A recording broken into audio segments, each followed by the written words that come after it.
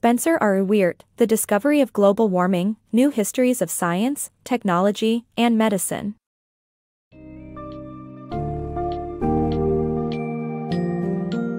Immerse yourself in the fascinating history of global warming research with Spencer Weart's book, The Discovery of Global Warming.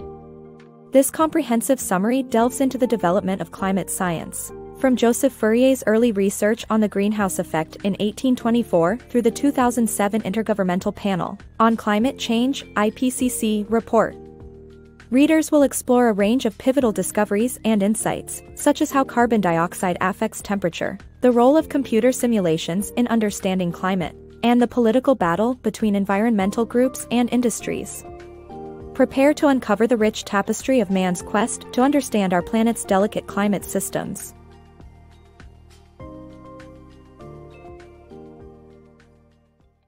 The emergence of climate change awareness. The history of climate change science dates back to the 19th century, when Joseph Fourier theorized the greenhouse effect. John Tyndall identified carbon dioxide as a heat-absorbing gas, and Svante Arrhenius found that CO2 levels could cause another ice age. In the 1930s, Guy Stewart Callender suggested that burning fossil fuels could cause a man-made warming trend. While initially challenged by other scientists, Charles David Keeling's baseline readings of atmospheric CO2 levels and the work of oceanographers Roger Revelle and Hans Suess on carbon absorption in the sea supported the theory of global warming by the 1960s. The history of climate research. Climate change is a contemporary concern, but scientists have studied it for decades. The effects of CO2 levels on the atmosphere and global warming were identified as early as 1965, however, research, not policy change, was called for. The potential threats of air pollution gained attention from medical professionals in the 1950s as the long-term effects were studied.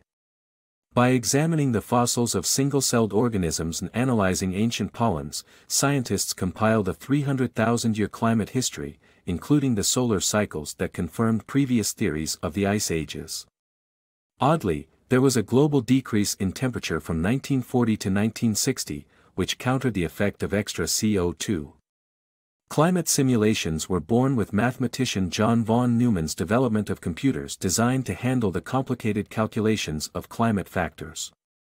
However, minor errors and perturbations became systemic and had unforeseen extreme outcomes.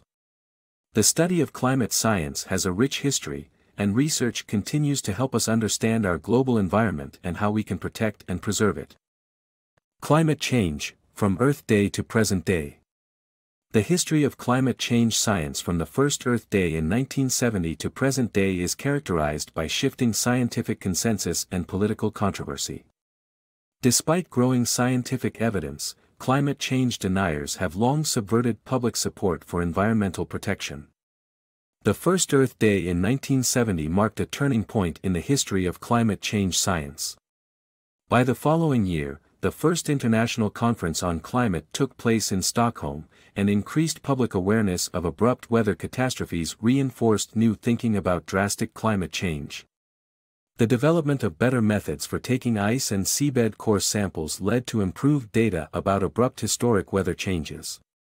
Scientists found that wildly erratic climate change followed periods of stability and deduced levels of both temperature and CO2 back to the time of the dinosaurs, finding large fluctuations from era to era.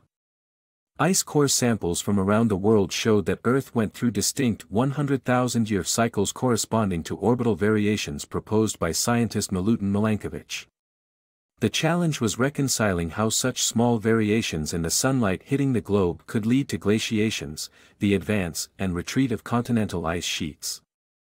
Feedbacks within natural systems provided the answer: a slight warming can lead to more glacial melting, flooding northern oceans with water too light to sink, halting northbound current circulation and triggering another ice age.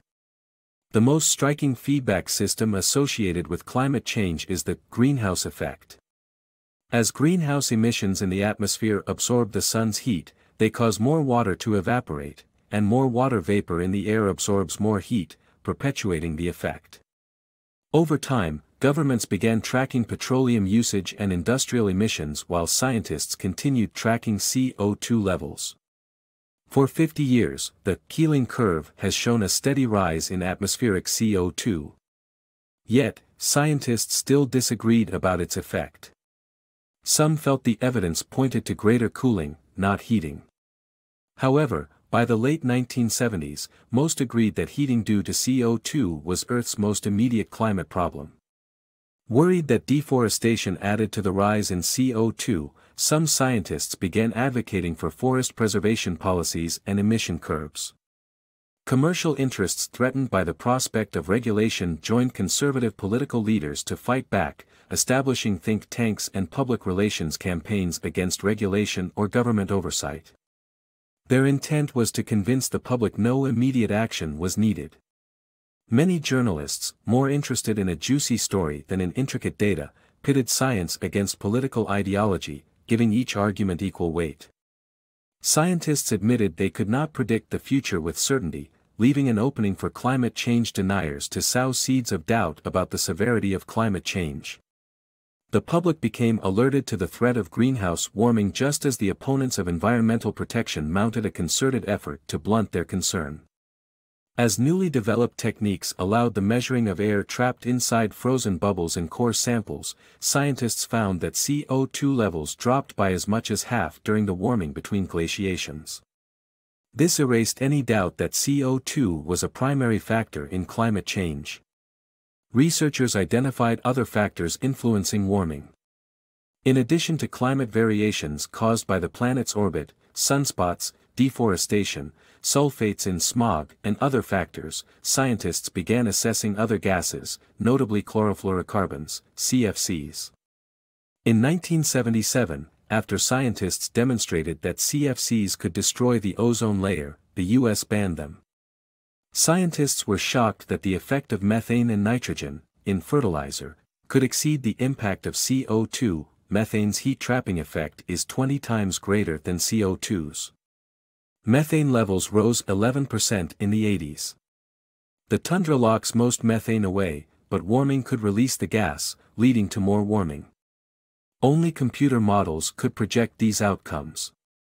Global warming might be happening faster than anyone thought. In conclusion, the history of climate change science has been characterized by shifting scientific consensus and political controversy.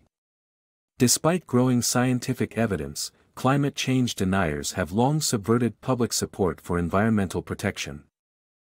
Global warming, a timeline. This summary takes us through a timeline of global warming starting from its discovery in 1987 to the present day. The Montreal Protocol was created to restrict ozone-depleting emissions, showing that market-based incentive programs are an affordable, effective way to address climate regulation. The Intergovernmental Panel on Climate Change, IPCC, was created in 1988 to advise governments on how to deliver electricity and increase energy efficiency in order to reduce the demand and supply cycle of fossil fuels. The IPCC used conservative numbers to foster a consensus among participating governments. The Kyoto Protocol was ratified in 1997, aiming to reduce greenhouse emissions worldwide. U.S. President George W. Bush rescinded all U.S. support for the Kyoto Protocol due to his favor of the energy industry. The 2007 IPCC report laid out the possible and likely effects of warming, from extinction of a quarter of the world's species to refugees fleeing coastal areas and the devastation of ecosystems. Today, global warming is shaping public policy worldwide and is an issue that must be tackled by us all.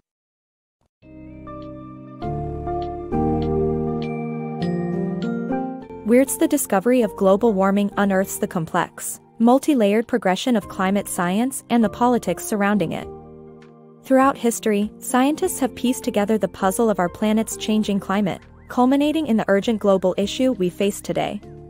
Key takeaways include the impact of CO2 and other greenhouse gases on the environment, the role of computer modeling in shaping our understanding, and the challenges of effectively coordinating global action.